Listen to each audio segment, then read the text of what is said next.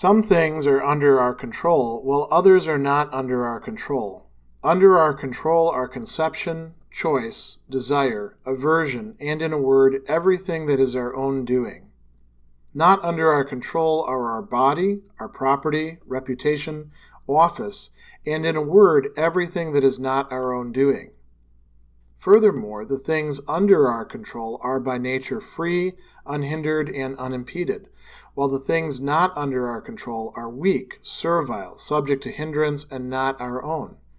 Remember, therefore, that if what is naturally slavish you think to be free, and what is not your own to be your own, you will be hampered, will grieve, will be in turmoil, and will blame both gods and men.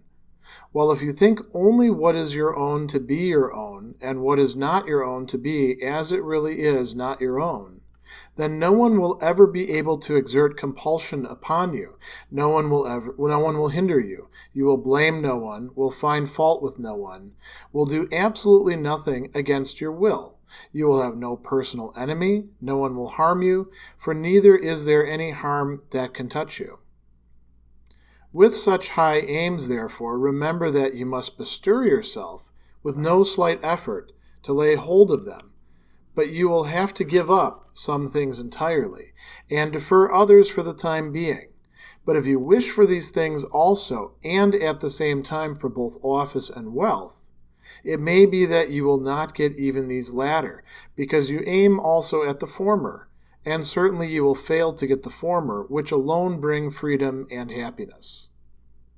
Make it, therefore, your study at the very outset to say to every harsh external impression, you are an external impression and not at all what you appear to be. After that, examine it and test it by these rules which you have. The first and most important of which is this: whether the impression has to do with the things which are under our control or with those which are not under our control. And if it has to do with some one of the things not under our control, have ready to hand the answer, it is nothing to me.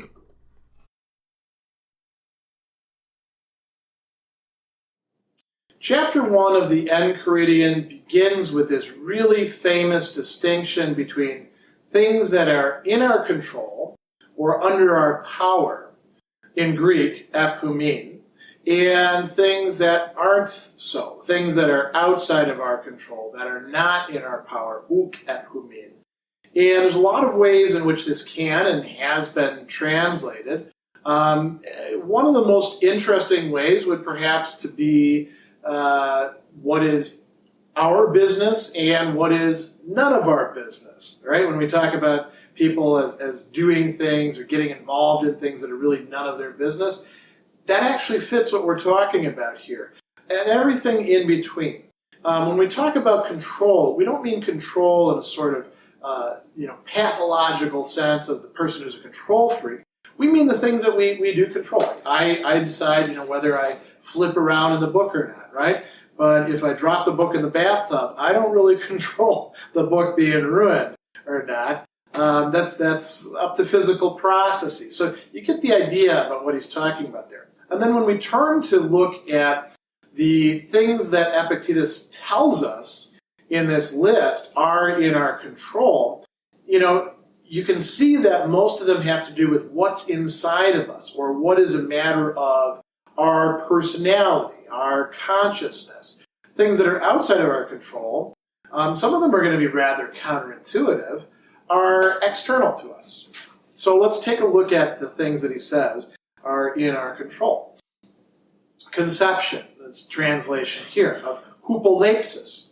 Hupolepsis could also be translated as assumption. It's what we're working with. It's the sort of set of ideas that we're making sense of the world with. So I have the hupolepsis that this is a book.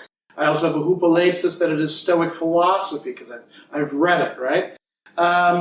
Choice, horme in Greek, which can also mean impulse. For the Stoics, it means to move towards something, to choose it, right? Aporme would be to move away from it, to reject it. Orexis, which means desire, a desire in the broadest sense, or even affectivity. Aversion, eklesis, that's the opposite of desire. It's, I don't want that. So, what are things that we typically desire? So I may desire reading a book. I may also be averse to reading a book if I don't want to, if somebody's pushing me to. What I'm really averse to then is people telling me what to do, right? And so we have all of these things going on inside of ourselves.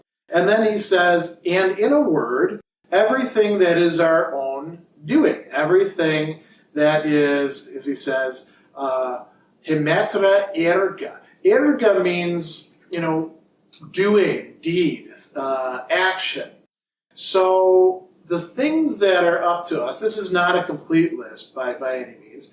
They're the things that we have some measure of choice, some measure of control. We take a role in deciding yay or nay. What about the opposite? Now this is going to be, again, from a non-Stoic point of view, rather counterintuitive. Not under our control are our body, to soma in Greek.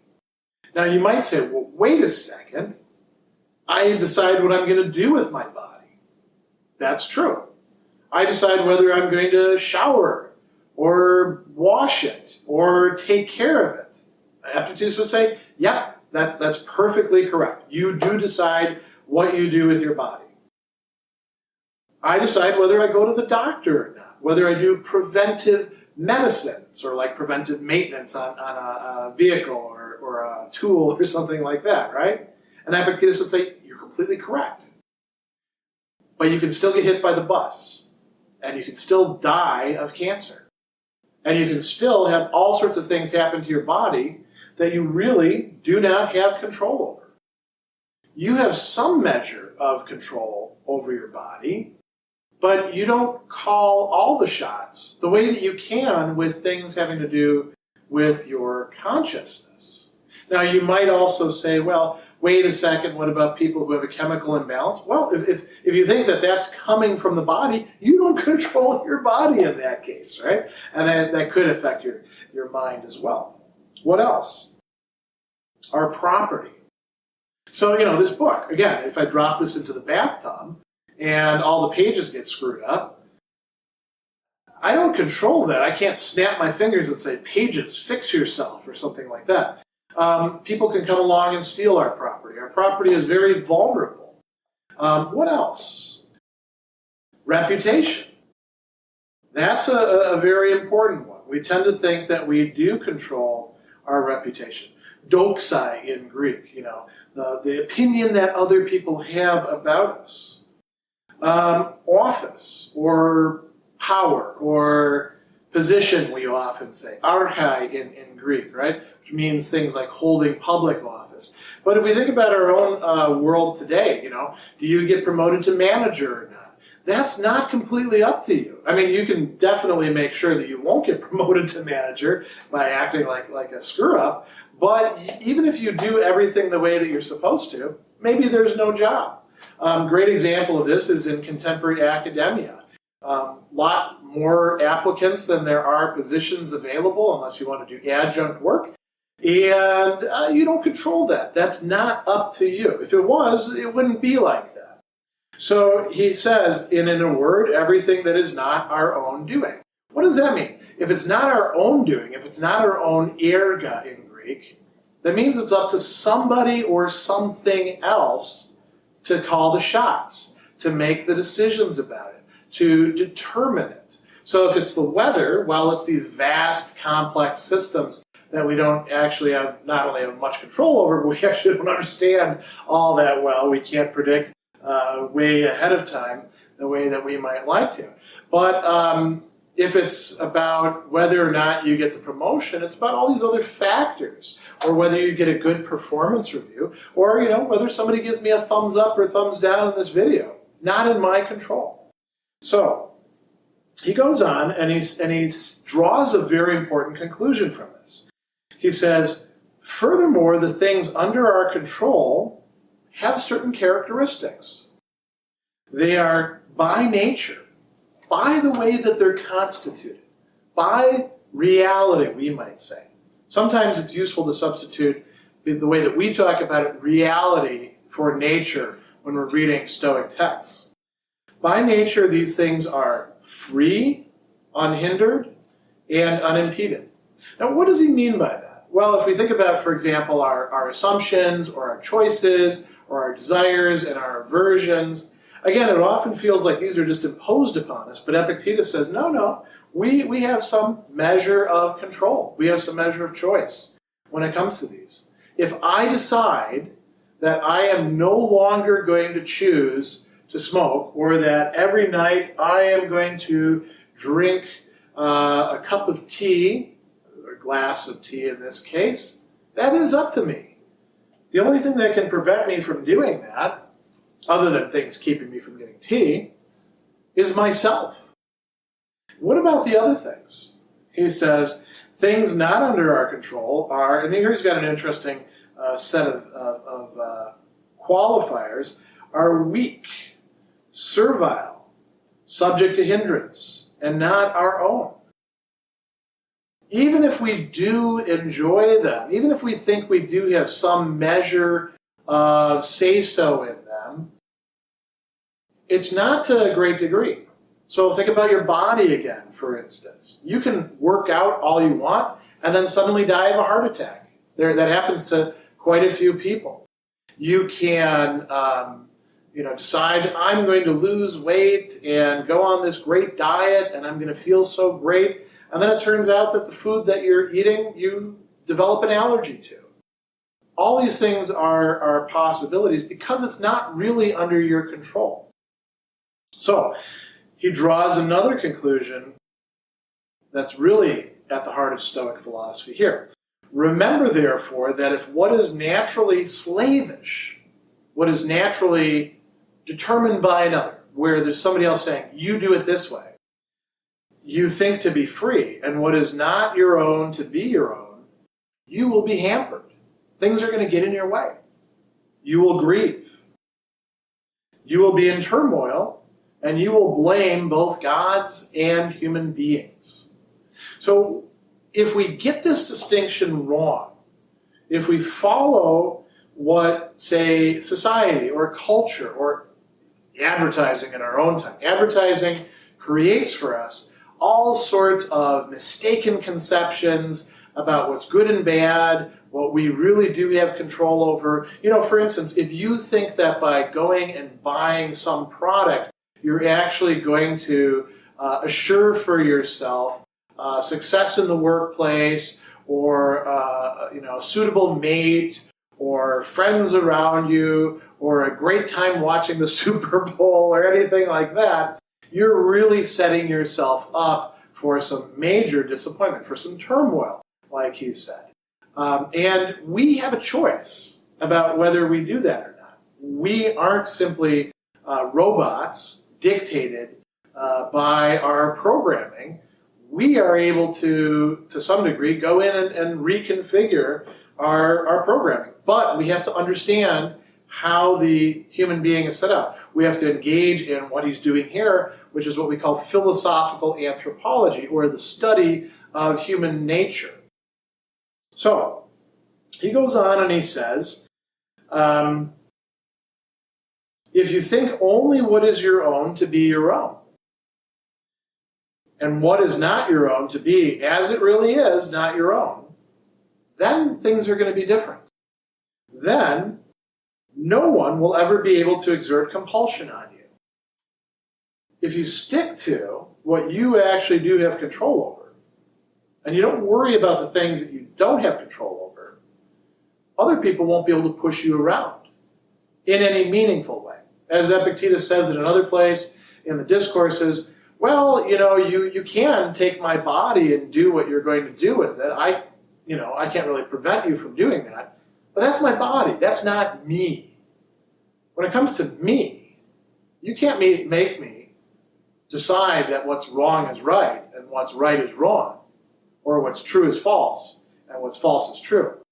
The only way you can make me do that is if I myself collaborate in the process.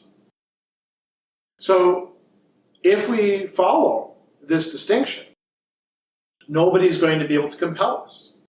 He goes on, And he says, no one will hinder you. Nobody's going to get in your way. Think about how many times we find ourselves feeling frustrated because we want things to go a certain way and somebody keeps that from happening. Those of you who drive, think about what the act of driving from place to place is like. Not only do you have the other drivers on the road and the road conditions, sometimes the road doesn't even go where you want it to go. There's cones set up. Oh, you can't go that way. The bridge is out. Well, if you decide that you were only planning on going if it was going to be possible for you, rather than I have to get there, you're not going to be hindered. It's not you that's being hindered. It could be your car. He goes on as well. He says, you'll blame no one. You're not going to get upset with other people, right? You're not going to criticize. You're not going to get angry and shout. All of that is condensed into what he's calling blaming. He says you will find fault with no one. You will do absolutely nothing against your will. That's an interesting one, and that's worth dwelling on and thinking about for a while. How is it that you're not going to be pushed or pulled or prodded into doing anything against your own will when you live in a world of things that are constantly impinging on you? Well, if you stick to what you actually do have control over, you have control over that. If you choose to desire the wrong thing, that's your choice. You're not being compelled against your will or cajoled or seduced, because the only reason anybody can seduce you or compel you is because you give in. That's what Epictetus is saying here. But you give in because you mistake what is under your control for what is not under your control. And you place the good in things that are not under your control. He says you'll have no personal enemy. No one will harm you, for neither is there any harm that can touch you. That's also worth thinking about. How is it that in a world in which we're so vulnerable in so many different ways, nobody can harm you? Well, the question there is, what is the you? What is being harmed? If you think that you are your body, well, of course you can be harmed. I can poke you in the eye, or stab you through the heart, or crush your toes, or do all sorts of other things, and you can do them to me too. Of course, you can't through the camera, but imagine you hit a button that let you do that sort of thing, right? If it's your property, wow, you're totally vulnerable. Not only can somebody come along and steal it, or weather screw it up, the state can come in and take your property as well. There's all sorts of vulnerabilities. Reputation, online presence. If Epictetus were around today, he would say, your social media profile is not up to you. That is something that really is outside of your control. So he says, with such high aims, therefore, remember that you must bestir yourself with no slight effort to lay hold of them, to keep these things in mind. But you will have to give up some things entirely. If you want to stick to these principles and you want to follow this through in a practical way, you can't just do whatever you want. You will also have to defer, to put off others for the time being. Now notice what else he says. You have to make a kind of choice. If you wish for these things also, what's good, what's fundamentally good, what will make us free, what is within our control. But, as he says, at the same time you also wish for wealth, for property, prosperity, and office, to hold power, to be in charge. It may be that you will not even get these things.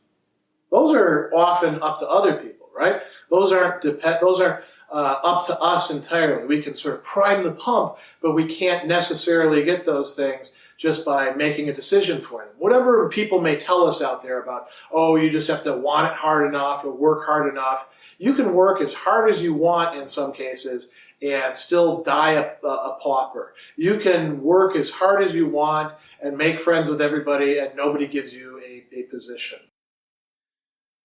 And if you're going to pursue those things, like he says, you're not going to get the other things that you do recognize to be good, like peace of mind, like tranquility, like a moral faculty, what you really are, in accordance with nature.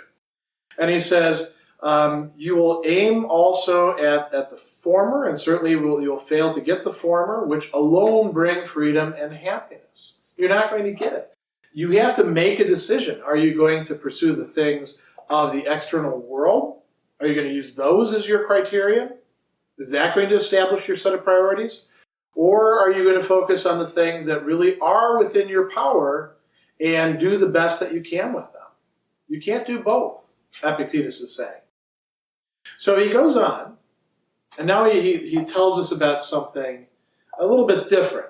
He's changing the topic slightly in this passage. He says, make it therefore your study at the very outset to say to every harsh external appearance. The Greek for that is phantasia. And when we're translating it as external appearance, we mean something that's impinging on us from the outside. But because it's phantasia, you could just as well say that what we're talking about is our imagination, because that's also what phantasia means. Things that impinge upon us, things that seem a certain way to us, that we imagine to be that way. We could have whole trains of imaginations together, right? Oh my gosh, the world is falling in because this is terrible, and this is terrible, and this is terrible. That's a whole chain of phantasiae, or impressions together. And he says, whenever something like that confronts us, this is what we ought to do. We tell it. We talk to it.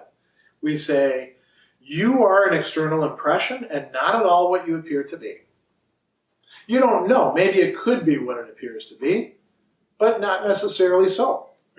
So, the cup of tea could have gone cold. It's not. It's actually warm. If it goes cold and I say, oh my goodness, oh, this is so terrible. Who wants to drink cold tea? I mean, people do drink iced tea in other circumstances, but when we want hot tea, we really want hot tea and not cold tea, right? Oh, the whole thing is ruined. The meal is ruined. The whole evening is ruined. Epictetus would say, okay, when things like that are pushing themselves on you, when you're getting these imaginations, you can say to them, wait a second. Now, maybe you're right, but maybe you're not right. Maybe you're just an impression, and you're not what you pretend to be. I'll actually check it out and see whether that's the case. So he says, after you examine it and test it by these rules that you have, by these criteria. The Greek is actually canon, which means something like a measuring stick, right? When we talk about the canons of a discipline, what are the canons? They are the things in the Enchiridion, the Stoic philosophy. When you use Stoic philosophy to tell whether or not your external impressions are veridical or whether they're full of you-know-what, or maybe somewhere in between, then you can actually get to the bottom of things. And then you can have the better response. So he says, after you examine it and test it, the first and most important of these rules is this. Does this impression have to do with the things which are under our control or those which are not under our control? And if it is something that's not under our control, we should have ready at hand the answer. And when he talks about having ready at hand, this means we should have in our mental toolbox, as we say.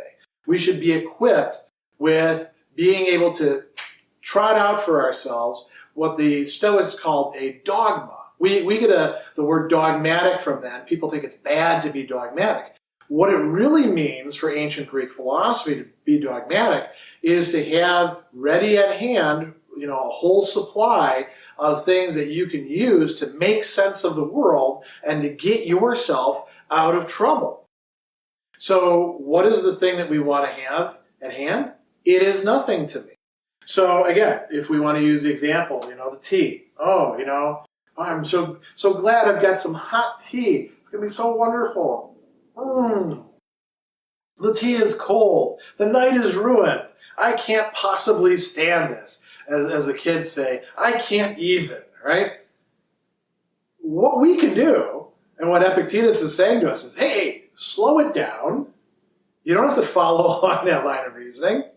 Let's take a look at what's going on here, and let's apply this principle. Was that something in my control, or was that something out of my control? Whether or not the tea gets warm, stays warm, or gets cold, pretty much up to physical phenomena. It's not subject to my will. I certainly can desire that it remain hot, but that desire by itself does nothing to heat the tea or to conserve its heat or anything like that. And if I think it does, I'm nuts, right? And many of us are nuts in this way a lot of the time. And part of what the whole task of Stoicism is, hey, let's be less nuts. One way we can do that is we say, was that something under my control? No? Fine. Then it doesn't matter. It's nothing to me. It doesn't matter one way. It doesn't matter another way. Notice what he's not doing here. He's not saying, it's all garbage. It's nothing in the sense like, you are dead to me or anything like that. That's still reactive. This is dissociative in a certain sense. I'm just not going to be entangled, at least in the sense of how I feel and how I think, and whether I have calm within myself or whether I allow myself to be upset. I'm not going to allow myself to be entangled with whether tea is hot or cold. I've got bigger fish to fry, like my own psyche and the fact that it steers me into thinking that tea actually matters. So that provides you with, I think, a useful example. And you can come up with lots of other examples to make sense out of this passage on your own. But notice that what he's been talking about here and playing off of is this fundamental distinction. What is in our power or under our control, what is not in our power. Two different opposites. An important distinction that we have to get right or we're going to be steered astray.